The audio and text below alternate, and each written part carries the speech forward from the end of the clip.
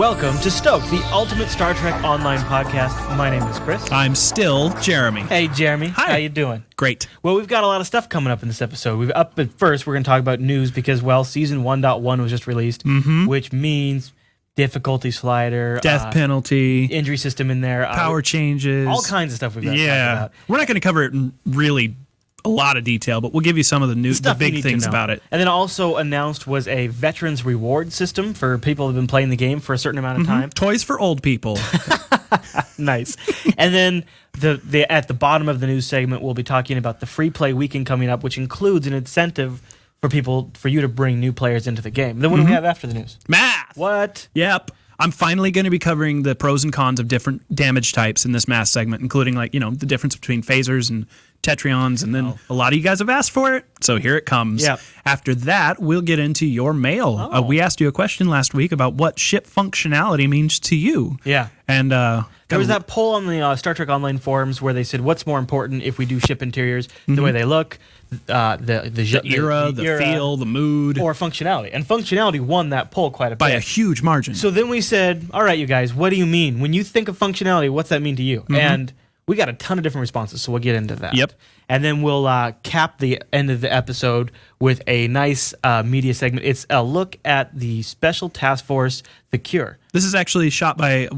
we'll introduce them a little more when we get to it, but it's not us. No. It's a viewer-submitted thing, so cool. It looks really cool. Yeah. All right, well, let's jump into the Season 1.1 news. Let's jump. Coming up, let's talk about death penalty. Now, this has been something that we've sort of been covering over the last couple of weeks. Now, we finally got it in, and I think probably the most important part of the difficulty slider is the injury system that it engages. Yeah, these were talked for a long time as different features, the difficulty slider and the death penalty, but really... They go hand in hand very heavily. You don't get one without the other. Pretty much. Yeah. Since they decided to make normal difficulty have no injury system, then you have to know what you're in store for if you crank it up a notch. Yep, so you've got three difficulty levels. You've got normal, advanced, and elite. And normal is what you've been playing all along. Advanced will be frequent players just to want something a little more challenging. And then elite is like, don't even bother. This is what our fleet members say. Don't even bother playing it unless you're going to be playing with a group. Or just save them some trouble and shoot yourself. Apparently, ground combat is a lot harder than space combat. A little unbalanced. It would make sense. I just figured that would happen.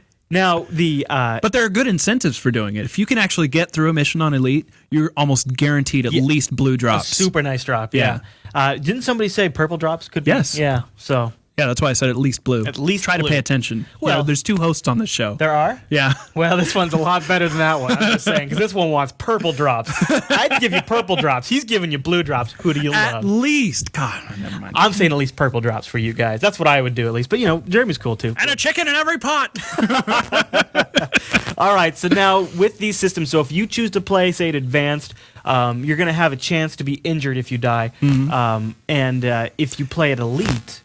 you're going to have a chance you have a lot higher chance to get a critical injury. Yeah. And then these injuries... Why don't you go ahead and just real quick describe the different levels of injuries? So you've got minor. This is a negative effect that's very minor. Most players won't even notice until they have a lot of minor injuries. You can stack, like one of our fleeties said, you can get up to 20, maybe more injuries. Yeah. I think the max cap for the stack for any injury is 50. Okay. So they all cap out at 50, but minor... When you get 50 minors, you'll notice. But you might be able to get by with 10. Yeah, probably. I mean, then after that, you've got major injuries are definitely going to be felt, but they're not going to take you out of the game. You can still wrap up, finish what you need to do, save the day, as it were, and then limp back to your nearest social center where you could get repaired. Or if you're carrying things with you, like you can buy kits to repair yourself and heal your injuries and take them with you. You know what that is? Well, I know I'm going to play bad. So I'm just going to go ahead and grab one of these and take an inventory slot. Guess what Chris just filled his inventory with? No, I got too many batteries, dude. All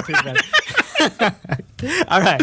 So the last type of injury there is critical. A character can continue to succeed with more than one critical injury, but each critical injury received is costly to treat and will hinder the character. The reason they say costly to treat is because these cannot be purchased at space docks. The kits and the components that you need to heal those, right? They're drops only. So then sold on the exchange. Yeah, there's going to be a huge market. For a couple weeks now, they're probably going to be extremely expensive to buy from your fellow players because your fellow players hate you and they want you to fail. Yeah. right? Sometimes. But a couple other things on the difficulty slider that I want to mention is, first of all, be careful, because once you're in a mission, and if you find yourself dying a lot, you can't change the difficulty on the fly. Right. So you got to jump out. And how's this apply to groups too?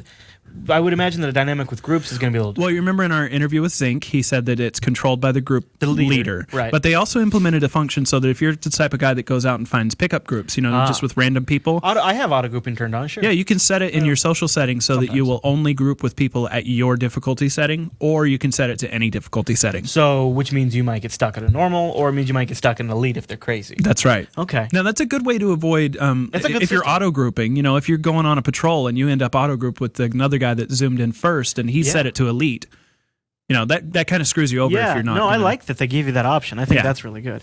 Also in the anything else at the weapon stuff before we move on for 1.1? No, not really. Should we talk about the fact that now space auto fire has been turned on for all of your weapons? Sure. Before it was locked to like forward beam Unless arrays. you bugged it out. If you clicked them really fast, you could turn on all your. Yeah, I did it for you, buddy. You did? Yeah. Well, I've turned all auto fire off. Yeah. But now at my behest. I don't really have. After I bugged it out for you, I said, "But you shouldn't be doing this." It's not really. You're not really playing the game at that point. You're just kind of piloting and let the shit shoot forward. I have a confession to make. What? I use full auto fire all the time on all of my beam weapons and turrets. I do it for turrets. No, and not all the time. I still do it for turrets. Especially when I'm grouped, I won't do it all the time. Yeah, that's the most important in my opinion. Is when you're grouped, you don't want to accidentally pull before the group is ready. Well, and usually I'm playing as sort of a repair heal ship when I'm grouped, so I'll switch a lot of my power over to Aux and stuff. Yeah, so you and I are both science guys right now. Right, so that when you have less weapon power, you want to drain less at a time. And what I would really like them to be able to accomplish is putting in auto fire that did staggered firing. You just glossed over that, but that's a really interesting concern with auto fire, is your weapon power would be significantly always reduced. That's why I'm a proponent of not always using auto fire. Yeah, if you're firing with your weapon power way down versus your weapon power way up, there's a huge difference in damage you'll do. And if you're just turning on auto fire and letting it fire, you might not even be looking at your weapon power. Plus, it's really hard to stop firing if you're on auto fire. Right. You have to go through and right click each individual weapon and turn them off, and then you have to wait for them to cycle. Right. Yeah. So especially if you're in a ship that's having weapon energy problems, I don't recommend using auto fire at all. Right. And don't use it for projectile weapons because you're not getting the most out of most bang for your buck. Now, some changes also to the weapon systems. Some of these special abilities, the big three, as some people have been calling them, these got changed for PvP, for like feedback pulse. What were the other two? My notes turned off. Hit the button. You've got feedback pulse. Then you've also got subnucleonic beam and viral matrix. Those are the three that got major overhauls, and not just little changes. Yeah, in my opinion, the most interesting one is the subnucleonic beam because you've all seen where you get that cooldown situation. Where all of you get hit with it, all of your weapons are just comes out of nowhere, and all of a sudden you can't do a freaking thing. But now I think it's actually maybe even a little more sinister the way they've changed. It is. It's much more subtle. What it does instead of just immediately throwing all your systems into an automatic cooldown is it sets it up so that all of your cooldowns used from that point and for the duration of the debuff. Take much longer to actually refresh. And I think we were talking, we couldn't quite remember the number, but it's something like 8 to 15 seconds that the subnucleonic beam is applied for, which I had the idea, if you're playing around as a science person, healer anyways, and you've already got everything shot to Aux, or you pop a battery, you should be the designated subnucleonic beam guy too, because if you've got all your power to Aux, you might hit that 18-second cooldown where when you hit the guy, for 18 seconds, all of their powers are going to be really But keep in mind that they're still going to be able to fire them. They're just going to. It's just that it's going to take them that much longer to be able to fire them again. They're going to fire a lot less. Another thing is they added a secondary thing to subnucleonic where it will strip one buff off the enemy, which is, I think that's a real good improvement. Yeah, that is nice. Viral matrix is, I think, another really interesting change. It used to be that when you saw the little purple cloud of death coming at you, you were doomed, and you might as well just walk away. But they changed it so that now it will only shut off 3 of your subsystems, weapons, energies, and Aux, so your shield will always stay up. It doesn't just hold you. It just shuts off your subsystems. So you still have all your powers at your availability, and you have your shield system at full availability. That seems a lot more fair. Yeah, so like one good way to get around it is if you're going to get pounded because of viral matrix incoming is you can just fire off like an emergency power to shields and boost that sucker right through the roof. And just hold out. Yeah, and just hold out. That's cool. I like that. Good thinking. But it also, those 3 subsystems will be shut off in a random order over the duration of the debuff, of the viral matrix debuff. So it might be that your weapons go offline first, and then your aux, and then your energy, and then they all come back up, or your engines, and then they all come back up. Very nice. So a really significant nerf, but also a really cool mechanic. Very cool game mechanic. Yeah. Anything else in the 1.1? Commodity missions. Big change in commodity missions, and not a change for the better, in my opinion. At first, it was okay. Yes, but then they did another patch this morning. I love the replicator being able to buy the commodities at a high price, but But the change I'm referring to, which you just told me about for the show started. Well, first of all, they implemented new NPCs where they're very prominent, where you can buy the commodities. Like a Deep Space Nine and or Starbase or anything. You can ask them which commodities for which nebula, because they are tiered. So they'll give you a little walkthrough of, you only need this type if you're going here. If you hail Starfleet, you'll have now a quest to go to talk to one of those people. I think it's called Needs of the Many. And it'll assign it to your nearest one. So I was in Cardassia Space, so it's assigned to Deep Space Nine. Right. And again, the new incentive for doing those is that kind of like slot machine junk bag. Could be an awesome drop. Could be a batter. No, I've only heard of good stuff so far. Oh. Really. Like at least greens. Oh, there I go with at leasts again. The part I didn't like, though, was they boosted up the amount of commodity missions. Right. See, with 1.1 came out, and all these new people now had this mission to go find and aid the planet thing, and there was a lot of complaints that I can't find them. They're too hard to find, and now I have a junk quest in my journal. So what they did is they didn't actually increase the chance to find them, but they drastically reduced the internal cooldown. It used to be that when you find an aid the planet mission, there was then a cooldown, I don't know, maybe 20, 30 minutes. For each person or for the global area? Just for you. Where you wouldn't find another one after that. Well, okay. That's now fine. they've drastically reduced that. I don't want, do you know is it like 2 minutes? I don't know. It just said drastically reduced. I hope by drastically means 28 minutes, because those missions are not a ton of fun. Well, yeah, and that's the part that you said you weren't so happy with. Because now, even with the added incentives, they're boring. Yeah, although I do like nice drops, so I probably when I get one, I'm gonna do them now. Yeah. So there's that. All right, let's talk about the veteran reward system. Now, this is an interesting deal because the way it works is essentially you have 4 different tiers that are considered veterans. This first one is at 100 days. Which, I did a little calendar math for you. You're welcome. Based on a launch day of February 2nd, the 100 days should be about May 13th. May 13th? That's coming up. That's like in a week from when the show comes out. So you're going to get... Again, that's February 2nd, so I don't know about Europe. Sorry. So you'll get a full respec and a free costume piece. So that's and a new title. Yeah, title too. And the part that you said you found interesting was the skill bonus. Yeah, well, you get a 2% skill bonus up to the point, and this is like a base level across all your characters. You get it up to Lieutenant Commander 6.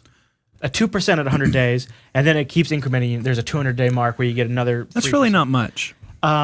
No, but it's almost nothing, actually. Because remember how many skill points you earn at that? It's like 20. But it is. So this will be like 20.2. It's like saying, yeah, we know that by that point you're going to be super burnt out on that stuff. Here's something to just help a little bit, get you through a little bit faster. Why not make that content better? Well, I'm just saying. Yeah. Or make the bonus more. That'd be fine if too. it capped out at 10%, like if it was days, it caps at 5%. If they doubled the bonus, I think it actually might make a little bit of a difference. Actually, be felt a little bit. You're gonna get at 40 days. You're gonna get a captain's yacht. That's pretty cool. It's probably just gonna be a reskinned runabout. Let's be honest. But it's still gonna be cool. I've wanted a captain's yacht for a long time. And it would be really. I mean, that's more than a year down the line. What if there's like 3 or 4 you can choose from? What do you think about the controversy around the fact that some of the lifetime subscribers are upset that at 400 days, lifetime or not, you're going to get access to the captain's table, the exclusive area right now only for lifetime people? Yeah. I don't find that a big deal because at 400 days, I mean, you are committed to this game. Well, okay. Part of the argument is that at 400 days, people that are paying monthly will have actually paid less, even though it's over a longer period of time than a lifetime membership has. Okay. Remember, it'll take us over 16 months. We both bought the $250 deal. Right. And it'll be over 16 months before we've actually gotten our money's worth. Well, 400 days is only about 14 months. But still, that's 14 months of playing this game. Yes, and that's the only area that I give them any leeway on this. You guys, honestly, think about it. 400 freaking days. That's a lot of days. That's a year. Like I said, 14 months. Yeah. Are you even going to be playing this in 14 months? So you're saying, why you agree? Why are they so upset? I say, you know what? There's a controversy over everything always. It doesn't matter what it is. You give free stuff away. We said before, you give away a pony and a Corvette, and they're going to complain that they hate Corvettes and they're allergic to ponies. Yeah. So, shut up. Really, I mean, I know that that's a rude way to put it. I try to take your guys' side on the forums as frequently as I can, but this is just stupid. You guys are crazy sometimes. You know what? There's nothing to complain. You got no leg to stand on here. You look at the forums and you're like, dude, guys, pick your battles. And then you realize the forum's a big place, so there's different groups. This group is choosing not to pick this battle, but this group is picking that battle, so now they're loud. This group's stupid. It always, that's just, this group is stupid, but it always looks like the forums are upset when really it's just different areas of the forum. You know, there's even a name for it. People are calling Vetgate. Vetgate. It's stupid. It's just. So there really is. Let's move on. I don't want to rant on it. Is there really a big upset about it? No, it's not. Okay. It's like it's a little handful of players that. Yeah. Right. Yeah. All right. Well, let's talk about vocal minority. Let's talk about another free thing that somehow somebody's going to be upset about. There is a welcome back weekend coming up. Now, this is one of these things that I think MMOs and Cryptic I've seen do a few times with Champions. It does smack a little bit of desperation. I think it's just a video gaming thing, though. Whenever you have a subscription like this, you've got to be able to reduce that barrier of entry and get people hooked. Yeah, and you know what? I think that City of Heroes, Cryptic's previous title, was actually one of the pioneers in doing this very frequently. Well, and do you remember? I still have City of Heroes installed on my system. I don't remember if it was this soon after Champions came out, but it was right around this time when Champions had the welcome back weekend. I'm saying that it's a common thing for Cryptic to do this. They try to get old players back. And actually, I know that we have some viewers that have they were like monthly when it first rolled out, and they decided to take a break. They still watch the show, so this is your opportunity to come back. Check it out and decide if it's time to re-up. May 7th until May 10th, you'll be able to play for free, which even includes downloading the game and playing it in demo mode. You can get the game for free and try it out. And the idea is they just added a bunch of new stuff to the game. Yeah, they want you to come check it out. Yeah. There's also a referral system now. If you refer somebody, you're going to get a bonus of some type if you're a player, but we don't know what it is. Yeah, I haven't been able to find the bonuses. I'd like to see Maybe that's just search fail, but I'd like to see something like C-Store credits. Yes. But then the problem is yes. See, I want C-Store credits because I'm a lifetimer, so you can't comp me a free month. But if I'm a monthly, I'm probably going to want a free month. Well, but here's the thing. I mean, if you think about, well, Warcraft has a refer a friend program. Okay. But you always get the same bonuses from it. It's like, if you refer a friend, you always get a pony and a lightsaber or whatever it is that you get from it. In Warcraft, you get a pony and lightsaber? Yeah, okay. I think so. I haven't played the game in a while. You can quote me on that. I don't know. I haven't played it in a while. But if you get C-Store points, you can pick your own reward, right? Yeah, that's the thing. And some of the stuff in the C-Store is good, like those bridge packs, the Klingon bridge packs. Did you see that one Klingon bridge that has the holographic Klingon ship in the middle? But I think that's for the carriers. I still think people that pay them monthly are going to complain because they just want probably a free month.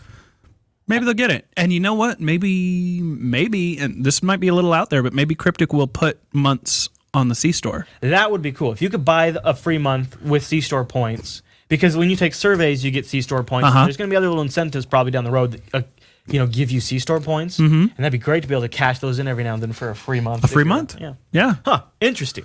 Just some ideas. We'll just so that'll be May 7th. Through May 10th. And then Chris just mentioned really quickly, there's also going to be a free demo coming on that same weekend. I think it's going to be starting available on the 9th or something like that. You can download the game. So if anybody out there has not gotten the game yet and you're interested, or maybe you just want to see if it runs on your netbook, it's not going to. But if you can see, it won't. Or on your iPad. No, not going to run on the iPad. So you can download it. You can give it a try then. And just hold out for another week, and then you can give it a run. Cool. All right. Well, you know what I think? What? I think it's time we talk math.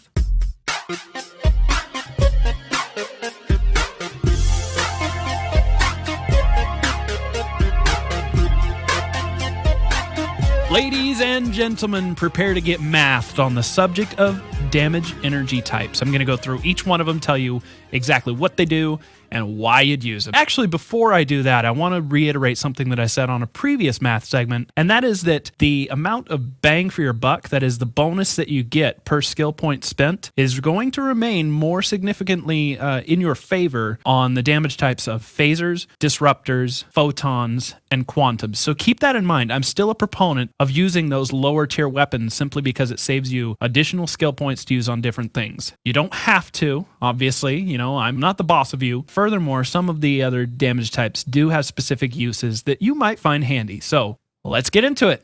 Every type of energy weapon has a 2.5% chance to proc a special ability. Every type, that is, except Antiproton, that I'll get to a little bit later. So let's start with the beginning. Phasers have a 2.5% chance of knocking one subsystem of your enemy offline for 5 seconds. Now, that sounds really cool. It'd be really awesome to knock your enemy's shields offline for 5 seconds. However, it's very inconsistent. You can't count on it. It's kind of fun to do it in PvP, to be quite honest. But, the tooltip says that it's a 5-second disable, but in my personal experience, I've witnessed this outage last as little as 1 to 2 seconds. That could be lag, could be damage resistance. I actually don't know. Now, disruptors have that small percentage chance of landing a debuff on your enemy that will force them to take additional damage from all damage sources for 15 seconds. Now, the cool thing about this is each time that you land that debuff, the timer resets itself to 15 seconds. The other really cool thing about it is that if you land that debuff on it, all of your group mates benefit from it as well. See, a lot of these are very selfish bonuses that apply only to your weapon damage, but a disruptor debuff lands on the enemy, which means if you and 4 of your closest buddies are going against something massive like a tactical cube, landing that debuff on it means that you're doing 10% extra damage across all players in the entire group, and that's just cool. Tetrions are actually my beam of choice, personally speaking. As a science officer, I consider it my duty to rip apart the shields of the enemy. This comes at a cost, though. Not only do they cost more skill points to use, but the extra damage that they deal to shields, well, obviously, if their shields are down, you're not doing any extra damage, so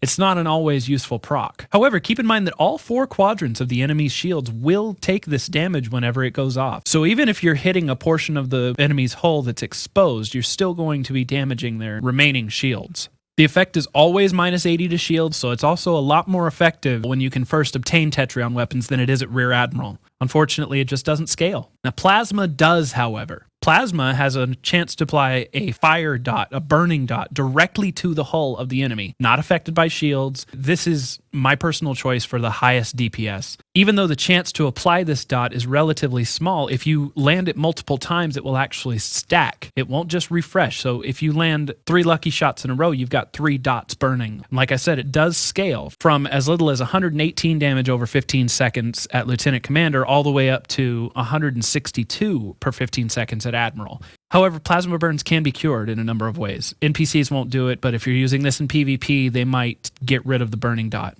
And the last 2 energy types are Polaron and Antiproton. These are the ones that I find very underrepresented for a number of reasons. The first is that Polarons are really just a beefed up version of phasers. Slightly different mechanics. They have a small chance to drain 25 energy from all of your enemy subsystems. So instead of just knocking a system online, they'll make them deal less damage. Their shields will regenerate less quickly. They will lose their engine power and therefore their speed, and then you'll also debilitate their Oct system as well. If you get a series of lucky procs, you can actually end up knocking all of their systems offline at the same time. But again, just like phasers, you can't count on this happening. However, there's a very big upside to this, especially in PvP, because there are quite a few players out there, myself included, that will run with some of their subsystems at only 25 power. Well, if you deal 25 power, all of a sudden that subsystem is offline. If that's their shields, then they're screwed. If it's their engines, they're also dead in the water. So it might be a good PvP weapon for you.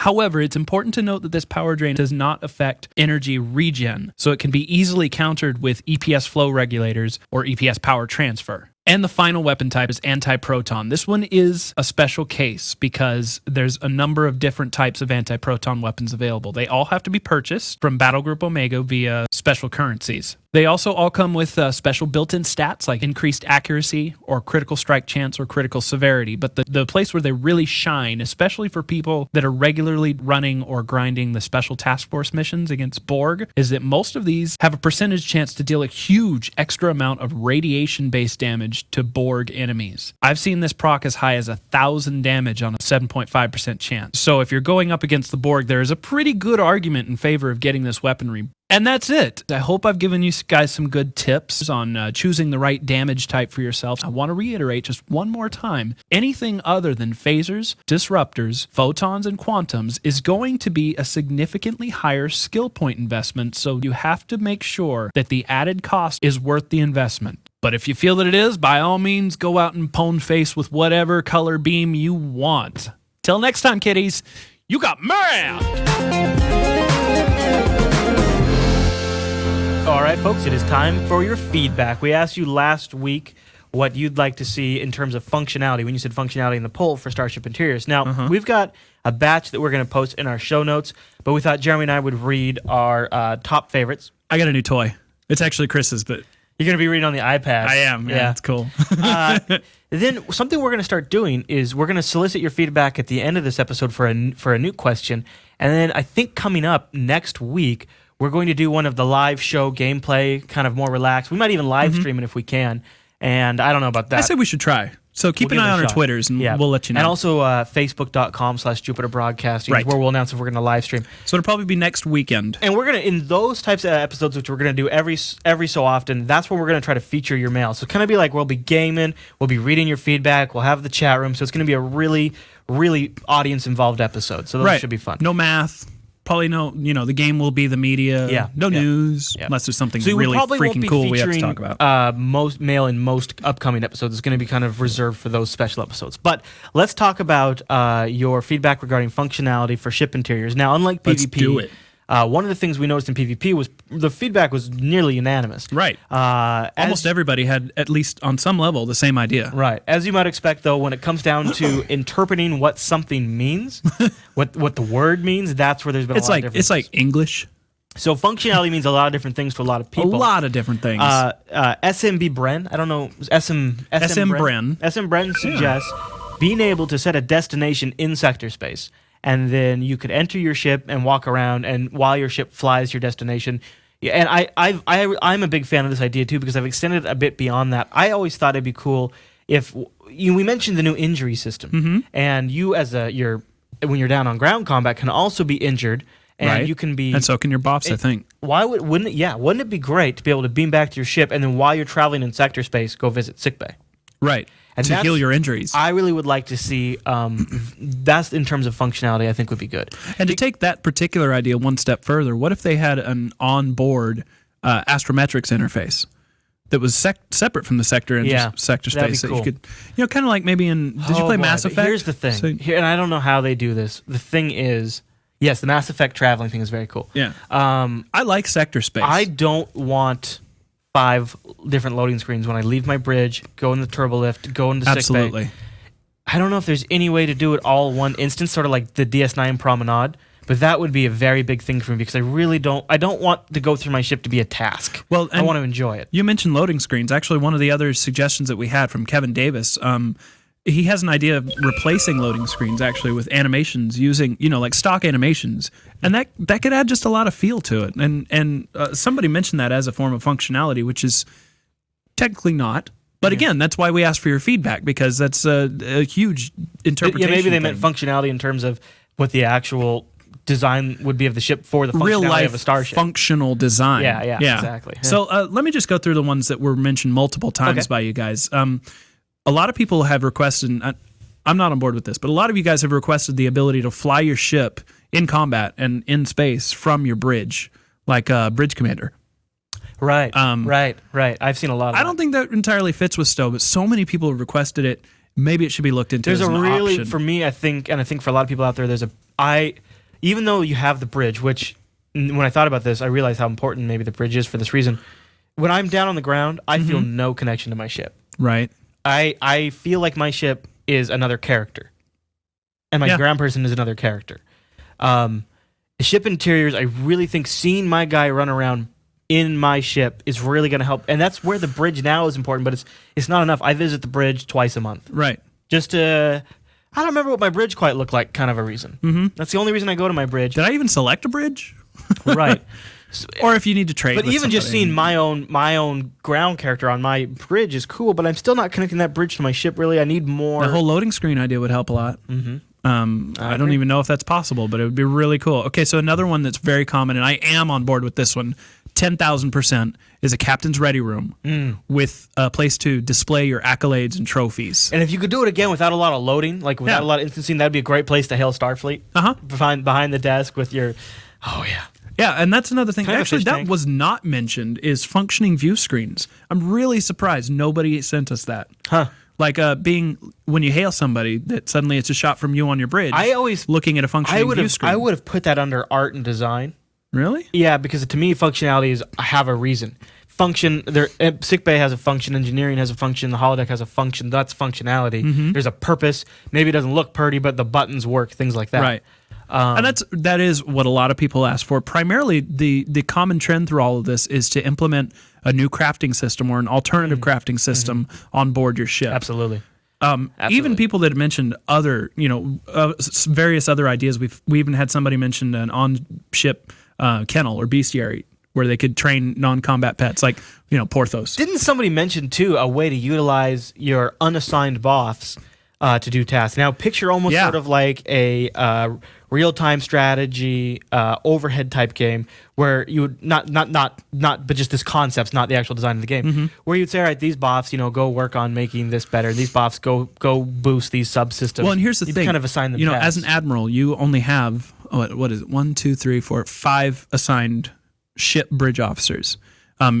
If you wanted to, you could have others that were for the away team that are separate, but even that is total only 9, and I don't think that that's the max amount of bridge officers you can have. Oh, yeah, so there's a lot of unused. And there's a lot of bleed over. I think personally I have 3, maybe only 2, bridge officers that are my primary ship and primary ground combat, so they're utilized for both. Yeah. Which means I've got actually 2 or 3 bridge officer slots that are empty. I don't even use them. Bridge officer slots? Yeah. Really? That I could potentially recruit more bridge officers, but I don't need them. Oh, interesting. I don't find a use for them. So, I definitely at Captain have all of my bridge officer slots stacked. Yeah, that's really? for sure. Oh, yeah. Each one does something. Well, that's not true. 2 of them both have jam sensors, but otherwise they're all their own unique abilities. Yeah. I'm just dying to be able to have more actually because I like some. Well, you're talking about actual console assignments. I'm talking about just in your left-hand list. Yeah, I've got empty slots. You got empty slots. Oh, yeah. Now, what if you could use those unassigned buffs, your empty ones, to research or to absolutely to do something to increase your power levels? All right. So, anything else in the mail before we go on? That's it. All right. Well, there was one more thing I was surprised wasn't mentioned actually. That was nobody mentioned the inclusion of boarding parties as like a PvP function. That'd be great. Nobody mentioned that. That'd be great. How about I just mentioned it? Hey, you know what? Good job. I think we'll probably sign off with the media segment. So at this point, we'll say thanks so much for watching this. Well, let's give them a quick little intro. Well, I will after I sign us off. Oh, okay. And I want to let you know that if you'd like to leave I won't interrupt feedback, anymore. You just did. If you'd like to leave us feedback, you can go over to jupitercolony.com. There's a section there just for Stoked. There's also the Facebook. Yes. Facebook.com. You want me to say it? Broadcasting. I got it. Okay. And all right. And there's an email address, stoked at, what is it? jupiterbroadcasting.com. It's all kind of always. I got it. That's the key part. I got it now. Yeah, Okay. Tell them about what we're going to watch in the media segment. Oh, you want me to? Yeah. Okay, so this clip comes to us courtesy of Elandes, I believe is how it is pronounced. Yep. At a new fleet called, well, actually their fleet is Palm Strike Fleet. Palm Strike. But their website is Moist Gaming. Moist. Teehee. And it's a good video. Yeah, I just stumbled on them on YouTube and it's a great editing job, and it's look at the Special Task Force, The Cure. The Cure. All right, enjoy.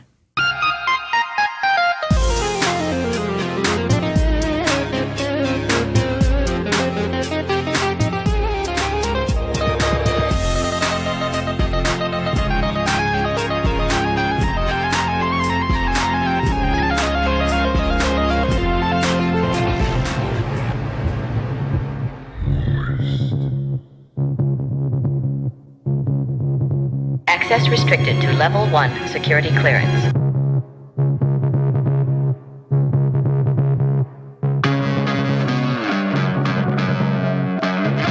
Automatic defense procedures initiated.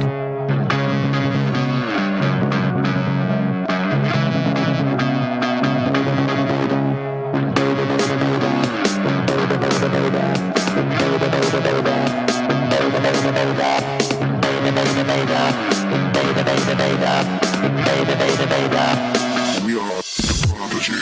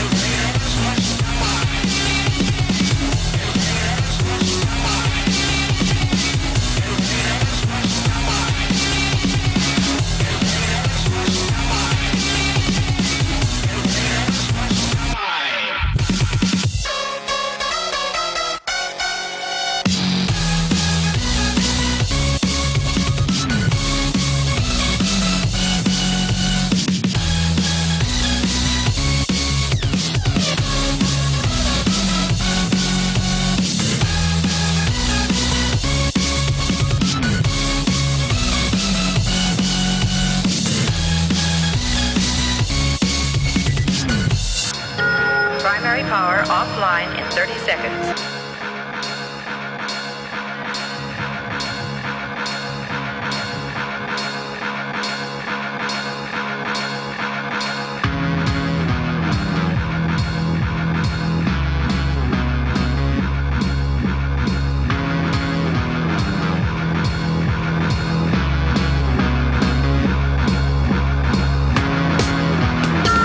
Auto shutdown sequence in progress.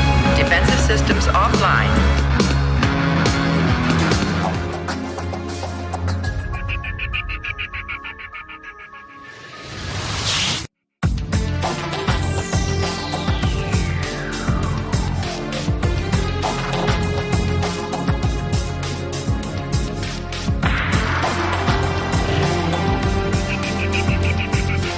Why is that useful?